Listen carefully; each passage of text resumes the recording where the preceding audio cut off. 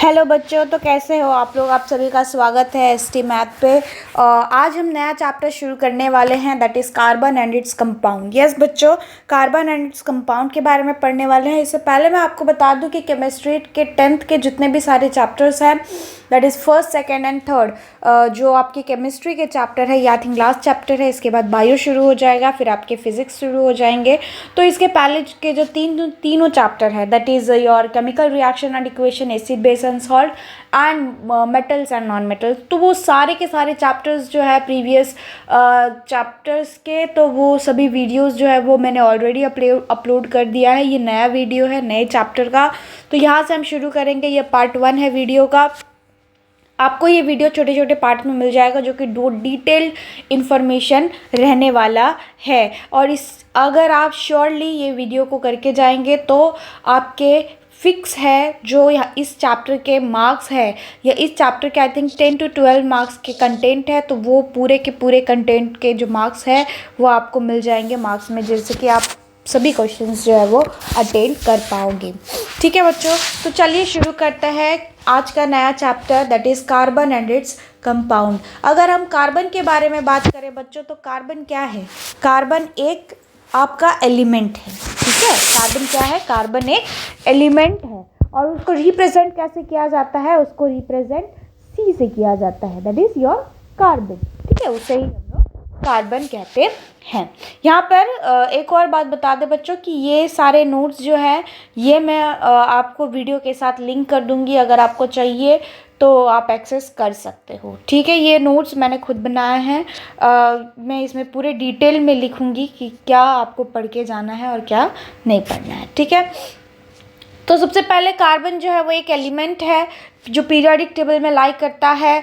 ठीक है, periodic table में लाई करता है, इसी के साथ साथ इसको रिप्रेजेंट किया जाता है कैपिटल सी से। यस बच्चों, जो कार्बन है उसको किससे रिप्रेजेंट किया जाता है? कैपिटल सी से रिप्रेजेंट किया जाता है। कार्बन जो है वो एक नॉन मेटल है बच्चों। यस, कार्बन जो है वो नॉन मेटल है। यस, सभी को पता है कि कार्बन जो है वो नॉन मेटल है, और आपको पता भी होना चाहिए, क्योंकि कार्बन ऑब्वियसली जो है वो नॉन मेटल मतलब मेटल के जैसा नहीं होता। ठीक है, हम आगे पढ़ेंगे धीरे धीरे करके, तो आपको ये समझ में आएगा कि कार्बन मेटल क्यों नहीं है। फिर उसके बाद अगर हम कार्बन का बात करें, तो कार्बन ये लैटिन वर्ड से डिराइव होता है कार्बो। ठीक है, कार्बो का मतलब होता है कोल बच्चों। ठीक है, जो लैटिन वर्ड है कार्बो, वहाँ से ये डिराइव होता है, और उस कार्बो का मतलब होता है कोल बच्चों। ठीक है, कार्बो का क्या मतलब होता है? कोल। तो कार्बो का मतलब होता है कोल, और कार्बो कहाँ से डिराइव हुआ है? कार्बो लैटिन वर्ड से डिराइव हुआ है, तो इसको हम लोग कार्बो कहते हैं। ठीक है बच्चों, उसके बाद अगर हम अर्थ क्रस्ट की बात करें, तो अर्थ क्रस्ट पे जो है वो 0.02% अर्थ क्रस्ट में जो कार्बन है प्रेजेंट, उसे हम लोग क्या कहते हैं? वो 0.02% में प्रेजेंट है। ये आप बोलोगे 0.02%, इतना कम कैसे प्रेजेंट हो सकता है मैम? तो ये मैं आपको बता दूं कि अर्थ क्रस्ट जो है वो मेनली उसमें जो लिविंग ऑर्गेनिज्म वगैरह रहते हैं, तो उसमें कार्बन जो है वो प्रेजेंट है। फिर उसके बाद जो कार्बन है वो आपका एटमॉस्फेयर में प्रेजेंट रहता है, दैट इज़ 0.03% फॉर्मेट में, that is in the gas form. ठीक है, 0.02% में अर्थ क्रस्ट में है। ठीक है बच्चों, है ना? और बाकी के जितने बच्चे हैं, दैट इज़ 0.03%, ये आपके अर्थ एटमॉस्फेयर में है, जो कि गैसेस के फॉर्मेट में है। ठीक है बच्चों, तो नेक्स्ट अगर हम पढ़े, तो सबसे पहले ये हमारे लाइफ में बहुत ही ज़्यादा इम्पॉर्टेंट रोल प्ले करता है। यस, एवरीथिंग, मतलब जो भी चीज़ें हैं आपके पास, सारे के सारी चीज़ों में आपको carbon carbon carbon carbon carbon ही मिलेंगे। तो मैं आपको एग्जांपल बताऊंगी कि कार्बन कहाँ कहाँ प्रेजेंट है हमारे डे टू डे लाइफ में। जो हम डे टू डे लाइफ में काम करते हैं, चीज़ें यूटिलाइज करते हैं, उसमें भी कैसे कार्बन प्रेजेंट रहता है। तो चलिए नेक्स्ट पॉइंट है, all living organism, plant and animal are made up of carbon based on compound which are called organic compound। ठीक है, बाकी जितने भी लिविंग ऑर्गेनिज्म है, प्लांट है, एनिमल है, बैक्टीरिया है, फंगस है, जो भी है, ठीक है, सभी के सभी चीज़ों में आपको कार्बन के एलिमेंट ट्रेसेस एलिमेंट तो मिलेंगे ही मिलेंगे। और क्यों ना मिले, क्योंकि हम लोग कार्बन को एक ऑर्गेनिक कंपाउंड की तरह कंसिडर करते हैं, क्योंकि उनमें ऑर्गेनिक मटेरियल होता है, ऑर्गेनिक कंपाउंड होता है। इसीलिए आपको ऑर्गेनिक कंपाउंड जो है वो आपको लिविंग ऑर्गेनिज्म में ही मिलेगा, प्लांट में ही मिलेंगे, एनिमल में ही मिलेंगे, है ना, और सारी चीज़ें में मिलेंगी। तो इसीलिए ऑर्गेनिक कंपाउंड के बेसिस पर हम ये कह सकते हैं कि बाकी सारी चीज़ें जो है उसमें कंपाउंड जो है, यानी कि कार्बन का एक जो एलिमेंट है, ट्रेस एलिमेंट है, कार्बन की कंपाउंड है, वो प्रेजेंट है।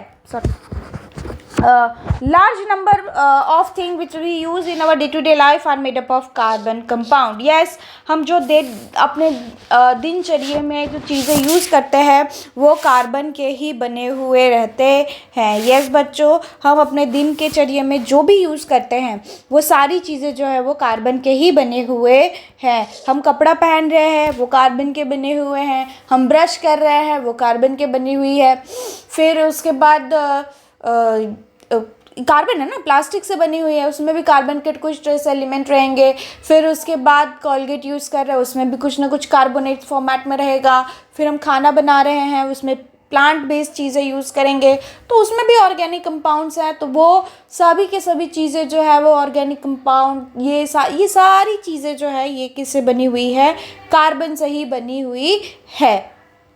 हाँ बच्चों, जैसे कि फॉर एग्जांपल के लिए हमारे फूड की बात करें, grain, pulses, sugar, T, coffee, fruits, vegetable, ये सभी की सभी चीज़ों में कार्बन कंपाउंड पाया जाता है। फिर आप मटेरियल की बात करो, जैसे कॉटन, सिल्क, वुल, नायलॉन, पॉलिस्टर, ये सभी में, ये जो क्लॉथ बनते हैं ये सभी में कार्बन के कंपाउंड मिलते हैं। फिर जैसे फ्यूल है, wood, coal, kerosene, LPG stands for liquefied petroleum gas, जो आपके घरों में यूज़ होता है खाना वगैरह बनाने के लिए।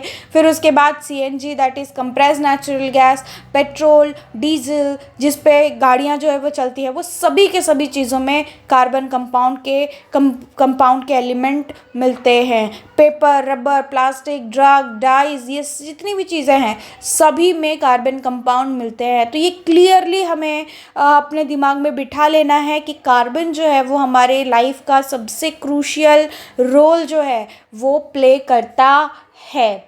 ठीक है बच्चों, तो यस, कार्बन जो है वो क्या है, एक सबसे बड़ा एसेंशियल कंपोनेंट है हमारी ज़िंदगी का।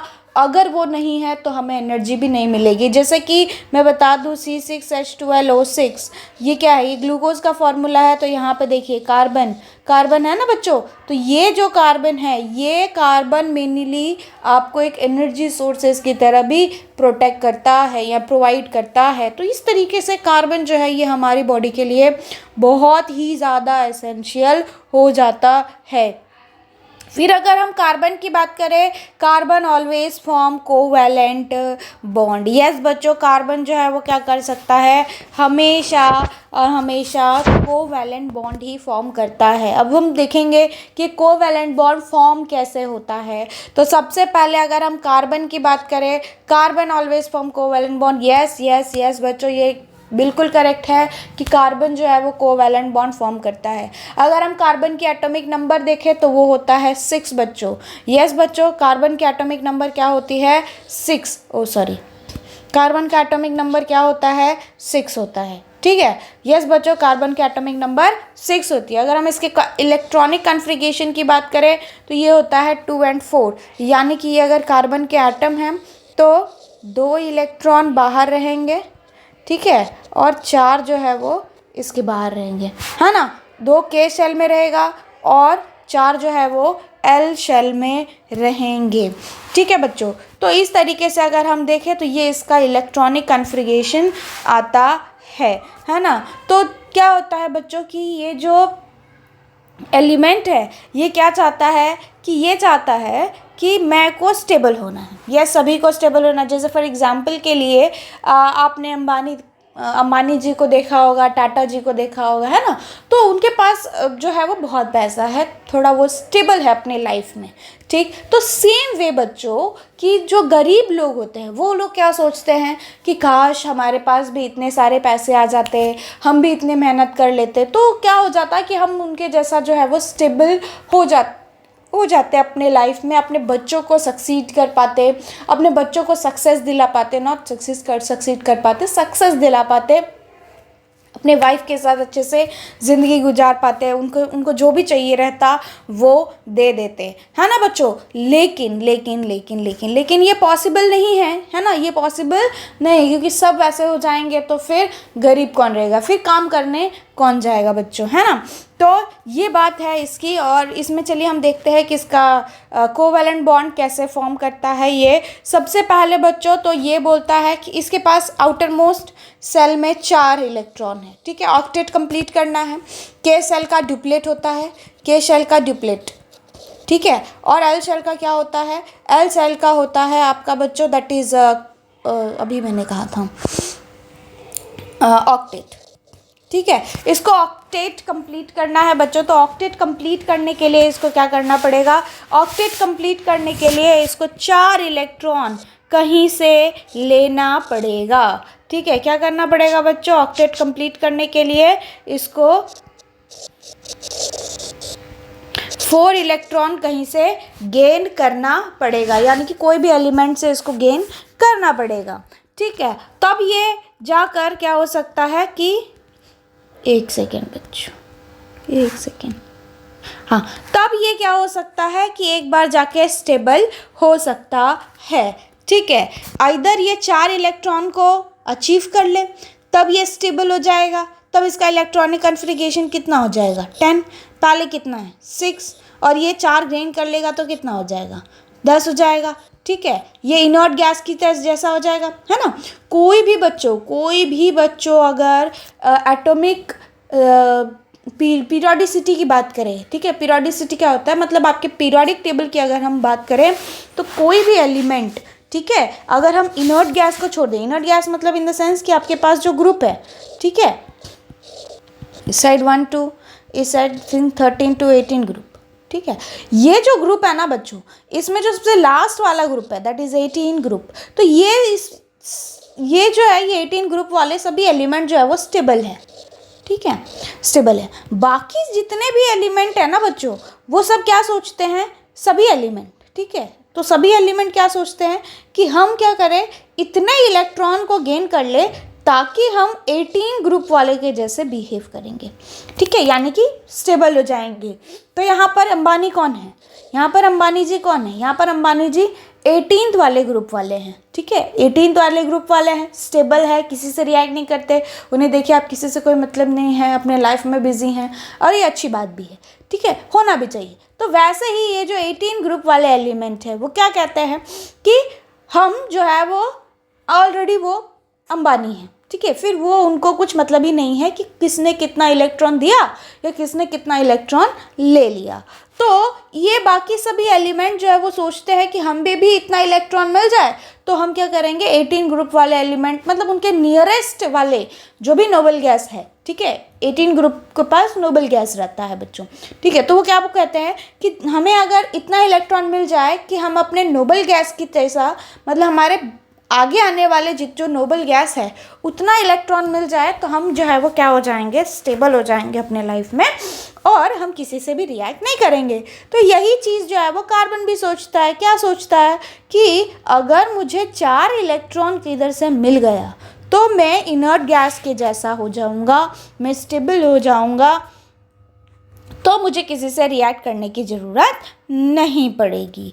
लेकिन लेकिन लेकिन लेकिन अब ये क्या कहता है कि ठीक है, अगर मुझे 4 मिल नहीं सकता तो 4 मैं डोनेट तो कर सकता हूँ, ठीक है, 4 इलेक्ट्रॉन में डोनेट कर सकता हूँ, लेकिन ये भी बच्चों पॉसिबल नहीं है, ठीक है, क्योंकि एनर्जी इलेक्ट्रॉन डोनेशन में और इलेक्ट्रॉन गेन करने में, इलेक्ट्रॉन डोनेट करने में या इलेक्ट्रॉन गेन करने में, दोनों में ही जो एनर्जी है वो ज़्यादा खर्च होती है।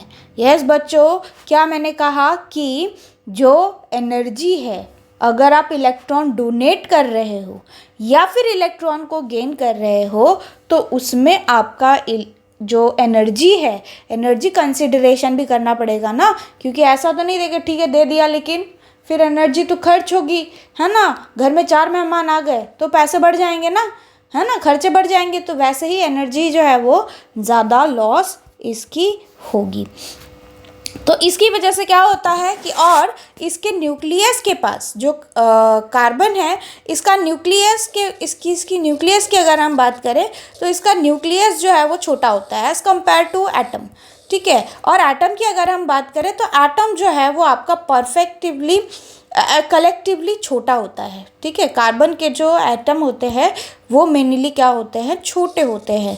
तो इसका जो होल्ड रहता है, न्यूक्लियस जो होता है ना, ये आपने के शेल को और एल शेल को इतनी तेज़ी से पकड़ के रखता है कि अगर कोई और भी आ जाए ना तो वो उसको छोड़ ही नहीं सकता, है ना। और ये जो न्यूक्लियस है, अभी देखो बच्चों, ठीक है, अगर इलेक्ट्रॉन दे भी दिया, ठीक है, इलेक्ट्रॉन गेन भी किया इसने या इलेक्ट्रॉन लूज भी किया, अगर ये इलेक्ट्रॉन गेन कर लिया तो ये 10 इलेक्ट्रॉन का हो जाएगा, ठीक है। तो इसके सेल में 10 इलेक्ट्रॉन हो जाएंगे टोटल, 6 + 4 दैट इज 10 इलेक्ट्रॉन, ठीक है। लेकिन इसके न्यूक्लियस के पास ये इतनी एबिलिटी नहीं होती है कि वो इतने इलेक्ट्रॉन को होल्ड कर रख सके, ठीक है, क्योंकि उसके पास कितने प्रोटॉन हैं, 6 ही प्रोटॉन है, 6 इलेक्ट्रॉन है तो 6 ही प्रोटॉन भी होंगे ना, 6 ही प्रोटॉन होंगे बच्चों, है ना।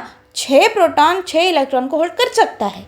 लेकिन अगर 6 प्रोटॉन है और 10 इलेक्ट्रॉन अगर आ गए तो ये उसको होल्ड नहीं कर सकता, ठीक है। और वैसे ही अगर 6 प्रोटॉन है और सिर्फ 2 ही इलेक्ट्रॉन बचा है, यानी कि सपोज करते हैं कि इसने चारों के चारों डोनेट कर दिए, है ना, तो फिर तब भी ये जो 6 प्रोटॉन है ना इसके अंदर, मैं अगर आपको ढंग से बना के बताऊं,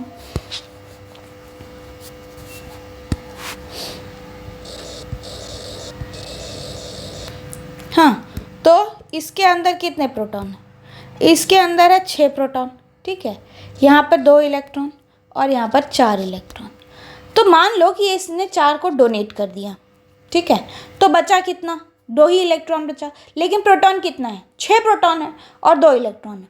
तो 6 प्रोटॉन कभी भी 2 इलेक्ट्रॉन को होल्ड करके नहीं रखेगा, है ना, वो अनस्टेबल हो जाता है, ठीक है। वो देखता रहता है किधर मिलेगा किधर मिलेगा किधर मिलेगा इलेक्ट्रॉन, ठीक है।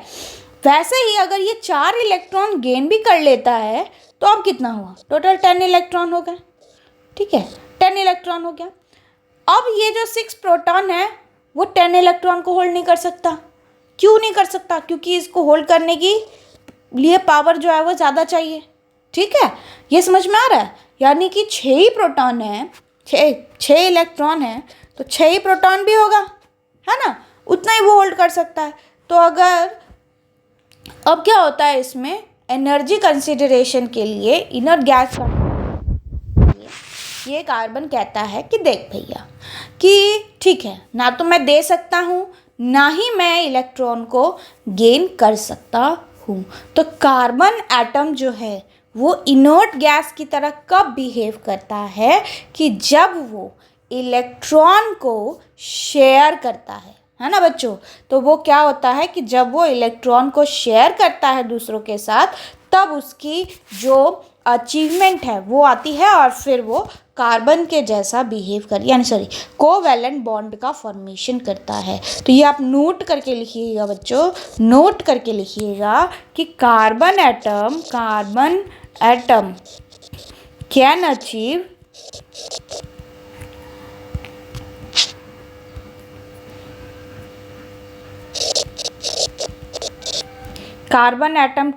the inert gas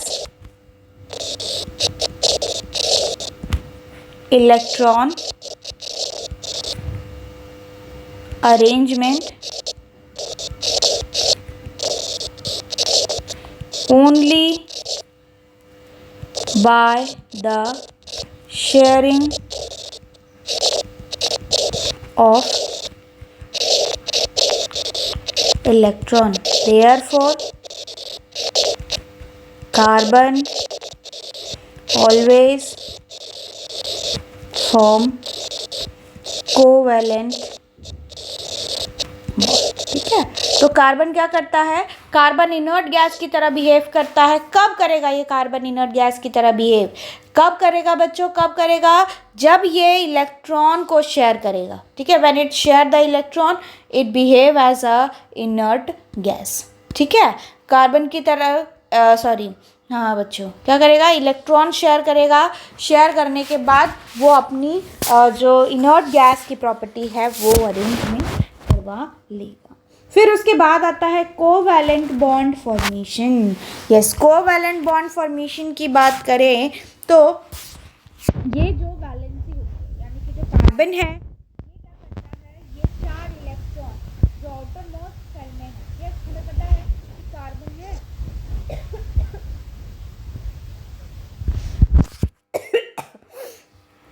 एक सेकेंड।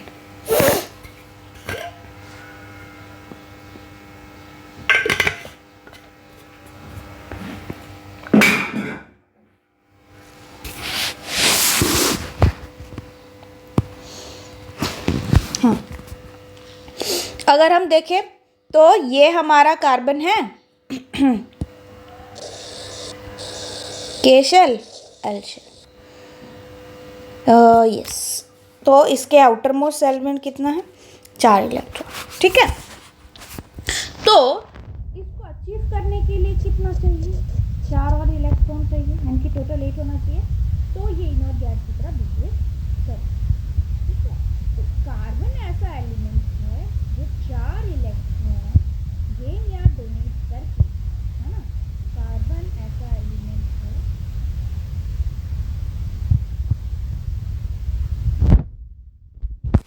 एक सेकेंड बच्चों,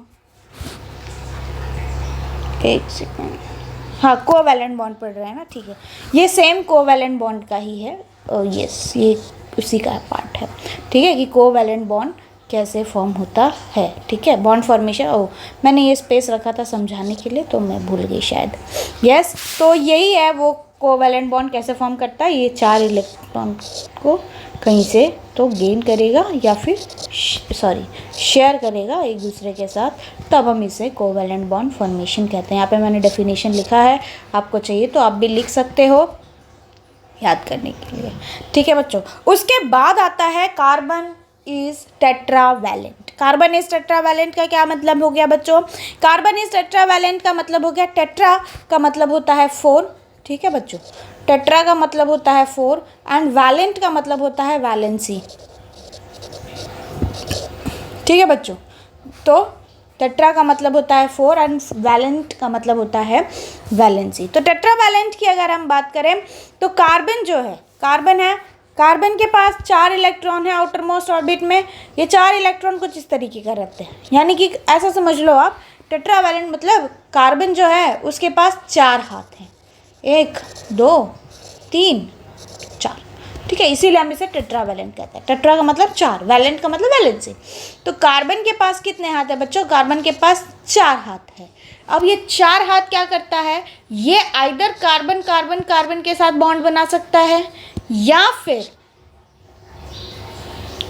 बच्चों कार्बन नाइट्रोजन हाइड्रोजन ऑक्सीजन, ये किसी के भी साथ बॉन्ड बना सकता है। यानी कि it has the ability to form a bond with same element और a different element, hence it is called as tetravalent. इसीलिए इसको टेट्रावैलेंसी कहा जाता है, क्योंकि ये खुद के से भी एलिमेंट बना सकता है, सेल्फ कंबाइनिंग, अभी सेल्फ कंबाइनिंग प्रॉपर्टी देखेंगे।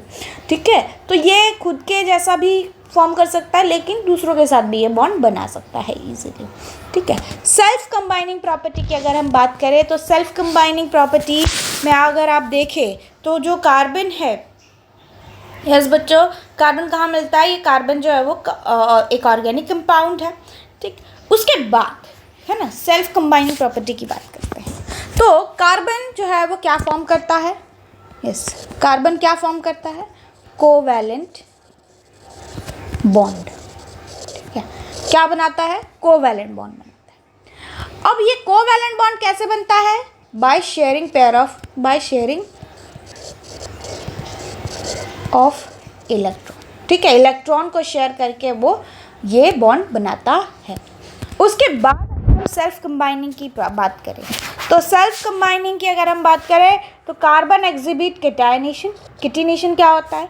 कार्बन के पास ये एबिलिटी है बच्चों कि वो कितना लॉन्गेस्ट चेन भी बना सकता है, और इसी प्रॉपर्टी को हम लोग कैटिनेशन प्रॉपर्टी कहते हैं। Carbon has a ability to form a backbone of the compound by forming a chain of carbon with any number, that is known as catenation. ठीक है, उसे कैटिनेशन प्रॉपर्टी कहते हैं। ठीक, अब यहाँ पर अगर हम सेल्फ कंबाइनिंग की बात करें तो ये सिर्फ और सिर्फ कार्बन के पास होता है बच्चों। ठीक है, कार्बन ही एक ऐसा एलिमेंट है कि वो कितना बड़ा भी चेन बना सकता है। लेकिन अगर हम सिलिकॉन की बात करें तो सिलिकॉन जो है वो सिर्फ और सिर्फ ये कैटिनेशन की प्रॉपर्टी तो दिखाता है, लेकिन अप टू 7 और 8 चेन ही, मतलब silicon silicon silicon silicon silicon 1 2 3 4 5, ठीक है, इतना ही दिखाएगा। ये हाइड्रोजन के साथ भी बाइंड होता है। ठीक है, ये हाइड्रोजन के साथ बाइंड करता है। 1 सेकेंड, यस, ये ऐसे हाइड्रोजन के साथ प्रॉपर तरीके से बाइंड करता है। लेकिन इसकी प्रॉपर्टी ये होती है ना कि इसका स्ट्रक्चर ही इतना ज़्यादा बड़ा हो जाता है कि ये अनस्टेबल है। ठीक है, क्यों अनस्टेबल है बच्चों? अगर आपसे पूछा जाए कि why silicon structure are unstable, ठीक है, why silicon structure are unstable? Because it has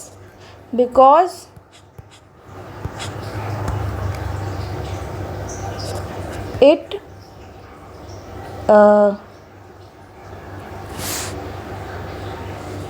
its structure due to its structure due to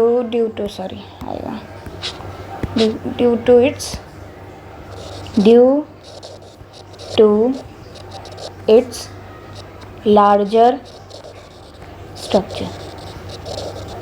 अब ये कार्बन का क्या है? कार्बन का जो स्ट्रक्चर है वो छोटा है, स्मॉलर स्ट्रक्चर। ठीक है, कार्बन का क्या है?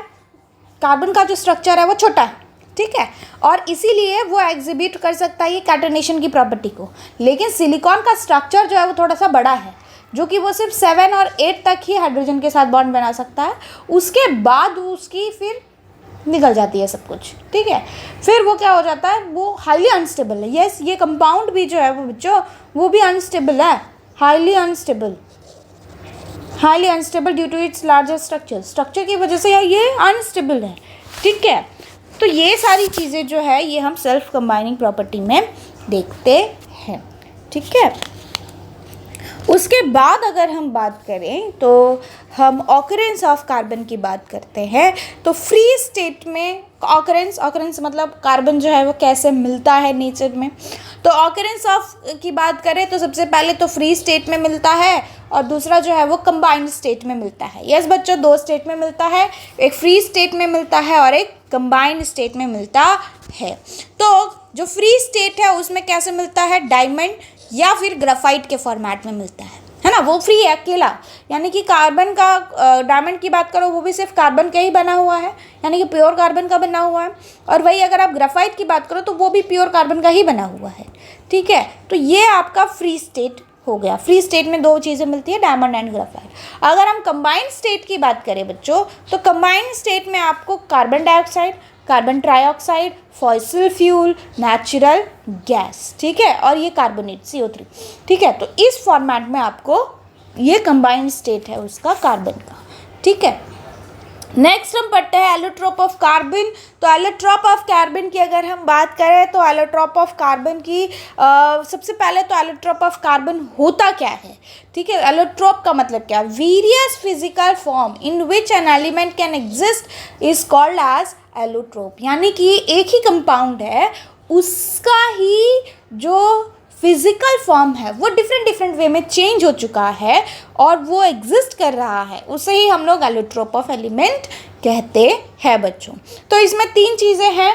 तो सबसे पहला है डायमंड, सेकंड है ग्राफाइट और थर्ड है बकमिस्टर ऑफ फुलरन। ये बकमिस्टर ऑफ फुलरन ये अभी रिसेंटली डिस्कवर्ड हुआ है बच्चों, इसीलिए ये अभी स्टिल इन्वेस्टिगेशन पर्पस पे है। ठीक है, मतलब स्टिल इसके बारे में और कई सारी चीज़ें जो है वो खोजी जा रही है।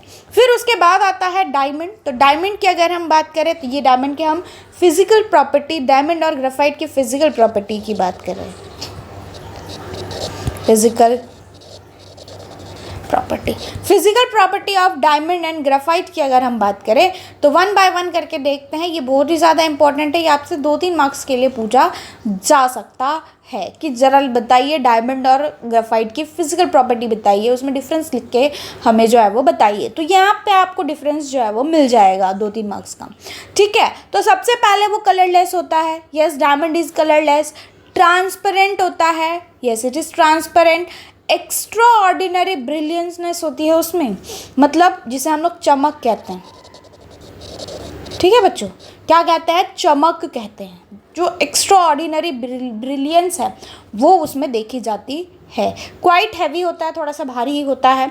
एक्सट्रीमली हार्ड, बहुत ही ज़्यादा हार्ड होता है। अगर हम नेचुरल सब्सटेंसेस की बात करें तो आज तक का सबसे हार्डेस्ट जो चीज़ें फाइंड की गई है that is known as diamond. ठीक है, सबसे ज़्यादा हार्डेस्ट जो पार्ट फाइंड किया गया है that is known as diamond. ठीक है बच्चों, उसे डायमंड कहते हैं नेचुरली ऑकरिंग मटेरियल में। हाँ, नेचुरली ऑकरिंग मटेरियल में। Do not conduct electricity, electricity को कंडक्ट नहीं कर सकता क्योंकि इसके पास फ्री इलेक्ट्रॉन नहीं होते हैं। ये हम पढ़ेंगे जब हम इसके स्ट्रक्चर के बारे में पढ़ेंगे तब, कि डायमंड का स्ट्रक्चर हार्ड क्यों होता है, why doesn't it conduct electricity. Graphite structure is very smooth and that's why they conduct electricity because they consist of free electron. तो ये सारी चीज़ों के बारे में हम डिटेल में नेक्स्ट वीडियो में पढ़ने वाले हैं। तो सबसे पहले हार्डेस्ट मटेरियल है। यस, नेचुरली ऑकरिंग सब्सटेंसेस में सबसे हार्डेस्ट मटेरियल है। डजंट कंडक्ट इलेक्ट्रिसिटी, इलेक्ट्रिसिटी को कंडक्ट नहीं करता है। ठीक है, अगर हम इसको मतलब स्ट्रांगली हीट करेंगे तो ये CO2 बनाएगा क्योंकि उसके पास तो कार्बन है। ठीक है, और ऑक्सीजन के प्रेजेंस में हमने क्या किया, उसको हीट किया, तो फिर ये कार्बन डाइऑक्साइड बनाएगा। लेकिन बच्चों, अगर हम इसको हीट करते हैं तो ये कार्बन डाइऑक्साइड तो बनाता है, साथ में ये कुछ छोड़ के नहीं जाता पीछे, यानी कि इसका कोई भी रेसिड्यू आपको नहीं मिलेगा। तो यहीं से अब ये बात क्लियर हो जाती है कि डायमंड जो है वो किस चीज़ का बना हुआ है, सिर्फ और सिर्फ कार्बन का ही बना हुआ है। नेक्स्ट आता है बच्चों ग्रेफाइट। तो ग्रेफाइट की बात करें तो ये डायमंड से हल्का होता है। ठीक है बच्चों, क्या होता है? डायमंड से हल्का होता है। ग्रेइश कलर का होता है, ब्लैकिश और ग्रेइश कलर का होता है। ओपेक सब्सटेंसेस होता है, यानी कि आप इससे इधर से उधर नहीं देख सकते। ठीक है, that is opaque material. Transparent मतलब आप इधर से उधर देख सकते हो, जैसे विंडो के ग्लास वगैरह हो गए, वो सब ट्रांसपेरेंट है। और यस, ओपेक मतलब आप नहीं देख सकते, जैसे कि डोर वगैरह। सॉफ्ट होते हैं। यस, सॉफ्ट होता है। स्लिपरी होता है, टच करोगे तो वो बहुत ही ज़्यादा स्लिपरी जैसा लगेगा। Conduct electricity. यस, ग्रेफाइट जो है वो conduct electricity. Yes, it conducts electricity, electricity को कंडक्ट करता है ग्रेफाइट। ठीक है, अगर आप इसको स्ट्रांगली बर्न करोगे ना ऑक्सीजन के प्रेजेंस में, जब आप इसको स्ट्रांगली बर्न करोगे तो ये भी जलेगा। ठीक है, और ये कार्बन डाइऑक्साइड ही बनाता है और कुछ भी पीछा छोड़ के नहीं जाता, सब उड़ जाता है। सारे के सारे कार्बन ऑक्सीजन के साथ रिएक्ट करके जो है वो कार्बन डाइऑक्साइड बना देते हैं। ठीक है बच्चों, तो यहाँ तक था ये वीडियो। आई होप आपको ये वीडियो बहुत ज़्यादा अच्छा लगा हो और ये जो नोट्स है ये आपके लिए बहुत ही ज़्यादा हेल्पफुल हो। अगर आप वीडियो के साथ साथ नोट्स बनाते चलेंगे तो आपके फ्यूचर एग्ज़ाम के लिए बहुत ही ज़्यादा अच्छा होगा, है ना बच्चों। तब तक के लिए अगर मेरी वीडियोस आप लोगों को अच्छी लग रही है तो प्लीज़ मेरे वीडियो को लाइक करिए, चैनल को सब्सक्राइब करिए। ठीक है, और दोस्तों के साथ शेयर करना मत भूलिए। ठीक है बच्चों, ये नोट्स मैं अपलोड कर दूँगी अगर आप लोगों को चाहिए तो। यस, पहले तो नहीं करूँगी, लेकिन फिर आप अगर टेक्स्ट करते हैं, यानी कि कमेंट बॉक्स में let me know in the comment box कि if you want any notes और नॉट, तो फिर मैं ये पिन कर दूँगी। और इसी के साथ साथ बच्चों, अगर आप लोगों को इस टॉपिक से रिलेटेड, यानी कि ये जितना भी मैंने अभी पढ़ाया है इससे रिलेटेड अगर आपको कोई भी डाउट है तो feel free to ask to me. ठीक है, आप फ्री हो मुझसे कभी भी पूछने के लिए। You just put on your question on the comment section, will reply you shortly. ठीक है बच्चों, तब तक के लिए thank you so much. Hope आपको वीडियो अच्छी लग रही है। Till then take care, bye bye.